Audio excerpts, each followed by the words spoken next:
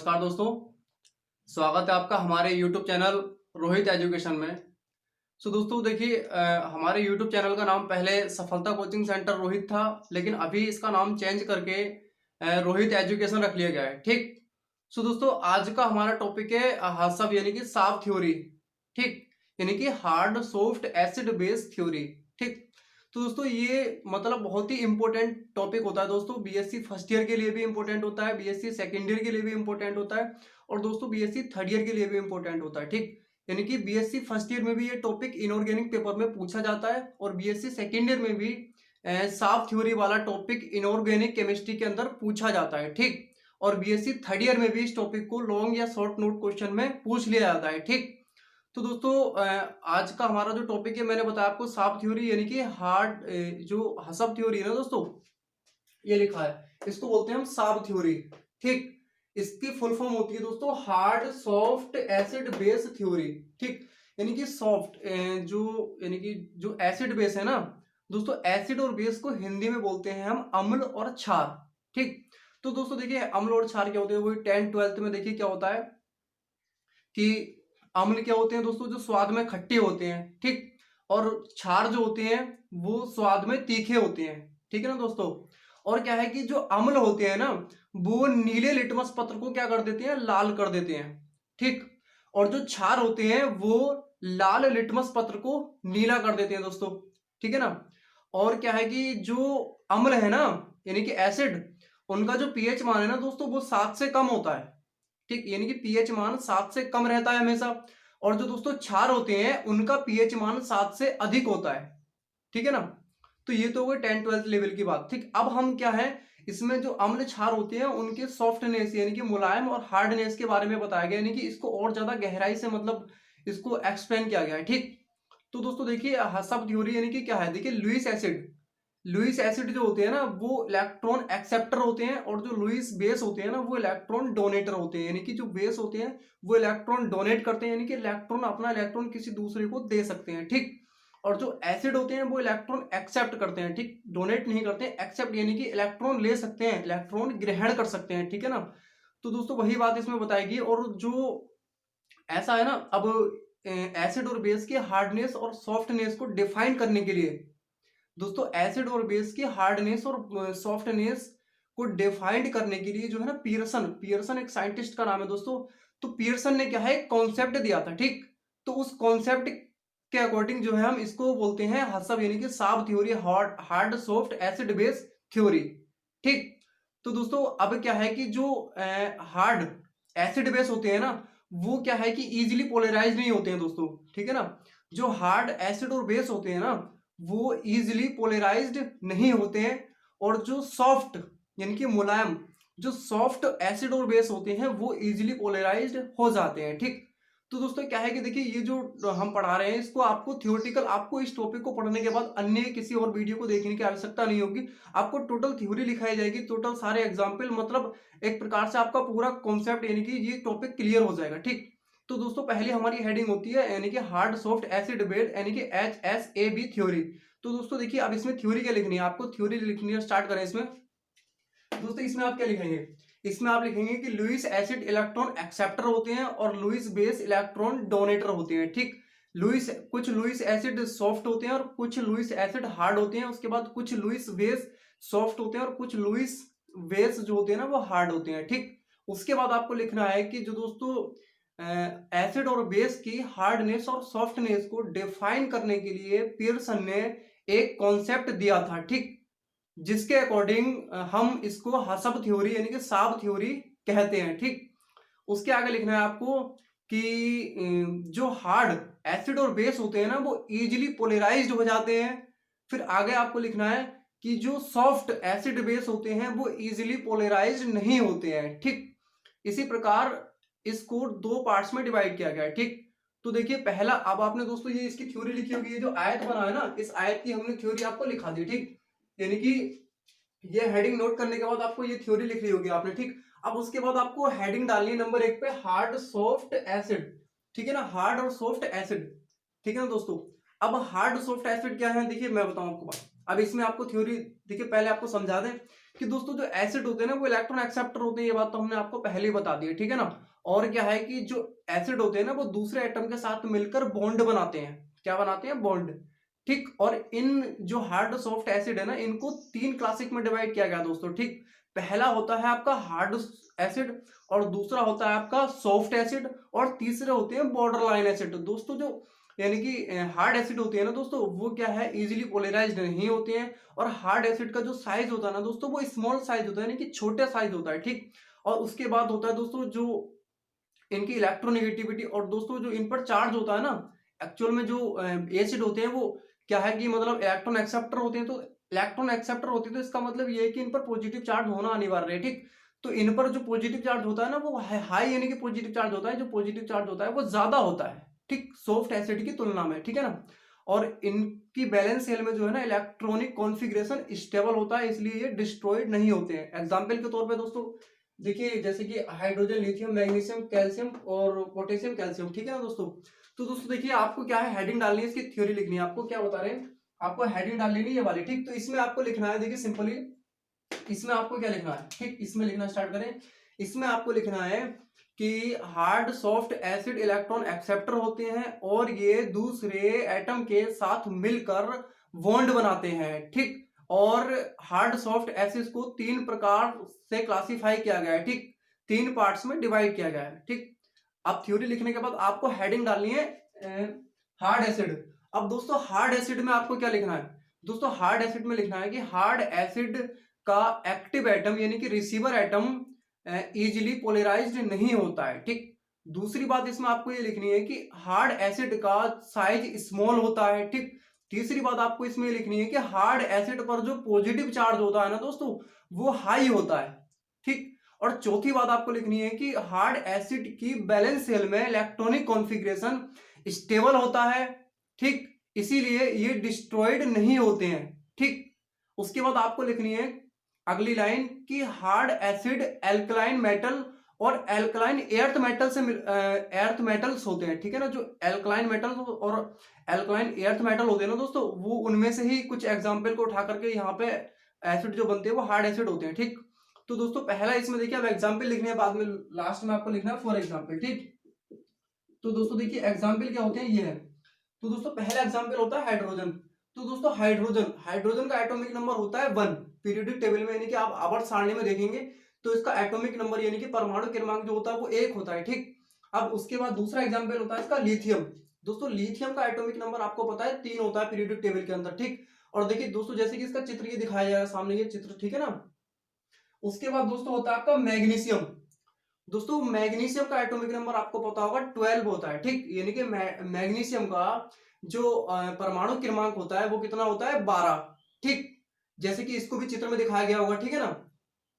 अब दोस्तों उसके बाद होता है आपका पोटेशियम। दोस्तों पोटेशियम का एटॉमिक नंबर होता है 19, ठीक। पोटेशियम का एटॉमिक नंबर 19 होता है, जैसे कि आपको चित्र में दिखाया जा रहा है, ठीक। उसके बाद होता है दोस्तों कैल्शियम। कैल्शियम क्या है कि दोस्तों आपने देखा होगा कि कैल्शियम जो है ना, आप कई बार सुना होगा कि कैल्शियम मतलब किसके अंदर कैल्शियम की कमी होगी या फिर किसी के अंदर कैल्शियम ज्यादा है। तो कैल्शियम का नाम आपने कई बार सुना होगा, जो हड्डियों के लिए बहुत ज्यादा लाभदायक होता है, ठीक है ना दोस्तों। ये सारे जो जितने भी एसिड होते हैं दोस्तों, ये हार्ड एसिड होते हैं, ठीक। उसके बाद आपको हेडिंग डाल लेनी है सॉफ्ट एसिड, ठीक है दोस्तों। उसके बाद हेडिंग डाल लेनी है आपको सॉफ्ट एसिड। अब देखिए सॉफ्ट एसिड में आपको क्या लिखना है दोस्तों, इसमें लिखना है कि सॉफ्ट एसिड जो है ना, वो इनका जो रिसीवर एटम है वो इजीली पोलराइज्ड हो जाता है, ठीक। जो सॉफ्ट एसिड होते हैं दोस्तों, उनका जो रिसीवर एटम होता है ना वो इजीली पोलराइज्ड हो जाता है, क्योंकि ये सॉफ्ट है, मुलायम है, तो जल्दी पोलराइज्ड हो जाएंगे। तो इनका जो रिसीवर एटम है ना वो इजीली पोलराइज्ड हो जाता है, ठीक। दूसरी लाइन में आपको लिखना है कि सॉफ्ट एसिड का जो साइज होता है वो बिग होता है, यानी कि बड़ा होता है।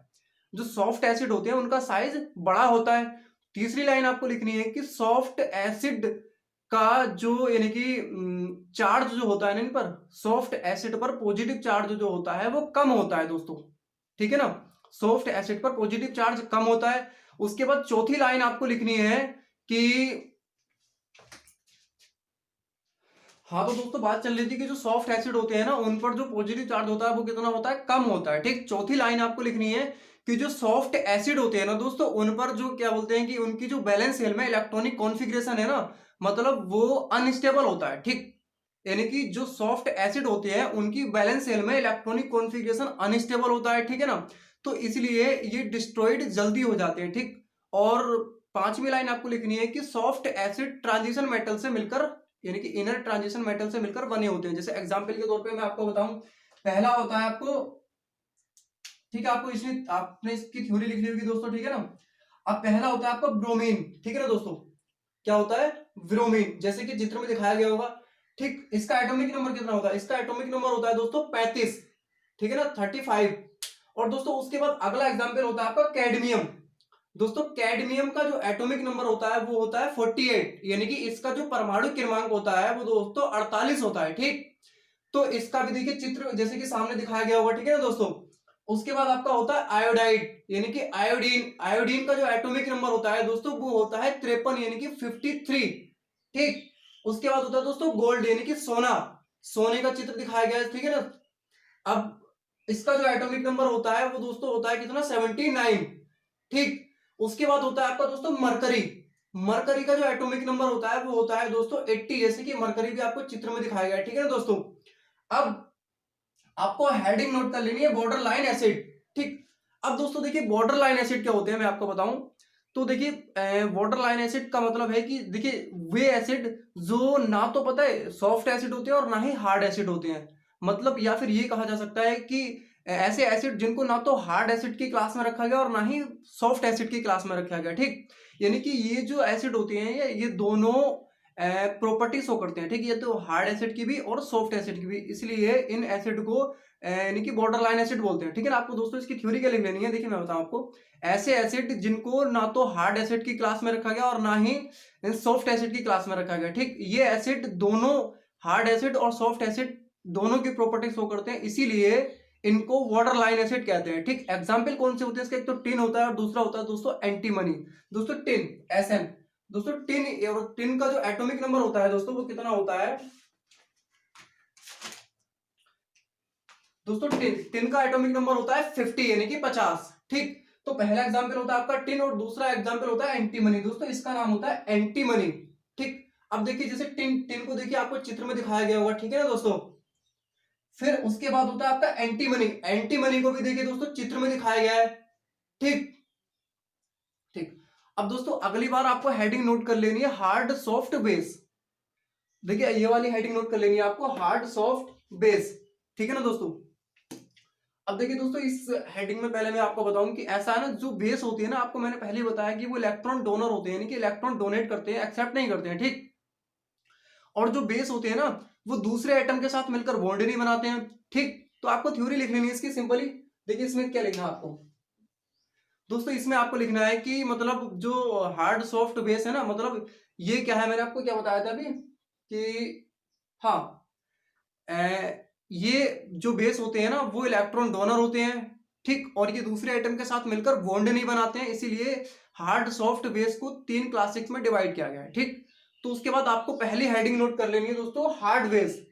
दोस्तों आपको पहली हेडिंग नोट कर लेनी है हार्ड बेस। तो आपको इसमें थ्योरी क्या लिखनी है दोस्तों? अब इसकी थ्योरी लिखना स्टार्ट करें।